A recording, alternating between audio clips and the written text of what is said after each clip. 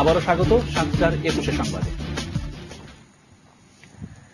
Japan তাইওয়ানে প্রচলিত tray পদ্ধতিতে ধান চাষের প্রযুক্তি এখন বাংলাদেশে। এই প্রযুক্তি ব্যবহারের মাধ্যমে ধানের উৎপাদন বাড়বে বিঘা প্রতি ৩০ থেকে ৫০ ভাগ।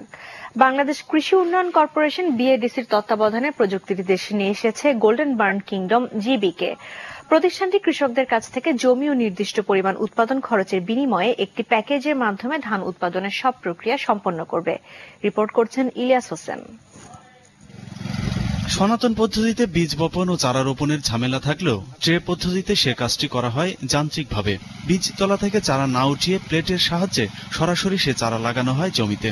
এ পদ্ধতিতে চারা বড় হতে সময় লাগে ১৩ থেকে ১৫ দিন। এছাড়া গুণগত মানও থাকে ভালো। বছর ২ আগে দেশে প্রথমবারের মতো নিয়ে আসা এই প্রযুক্তিটির ট্রায়াল চলে কুষ্টিয়া, রাজশাহী, বগুড়া সহ দেশের বিভিন্ন স্থানে। গোল্ডেন বার্ন কিংডমের মতে সনাতন পদ্ধতির চেয়ে ট্রে পদ্ধতিতে ধান উৎপাদন বেড়েছে প্রায় দ্বিগুণ। প্রথম পর্যায়ে আমরা যেটা করছি সেটা হলো আমরা চারা তৈরি করে কৃষকের মাঠে রোপণ করে দিয়ে আসবো।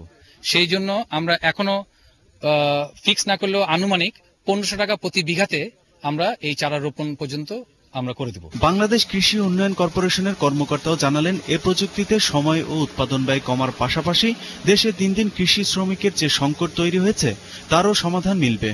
কৃষি শ্রমিক কিন্তু আস্তে আস্তে কমে যাচ্ছে। ভবিষ্যতে আর ইন্ডাস্ট্রি বাড়লে আরো কৃষি শ্রমিক চলে যাবে।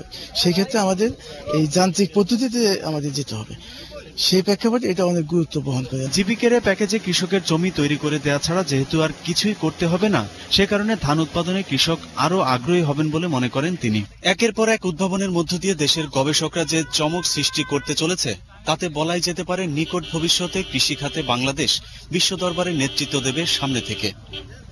ইলিয়াস হোসেন, ২১ টেলিভিশন, মধুপুর, টাঙ্গাইল।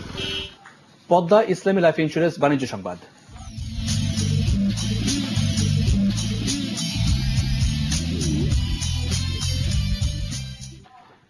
কুড়িগ্রামের ভুরুঙ্গামারীতে দেশের ১৮তম সোনাহাট স্থলবন্দর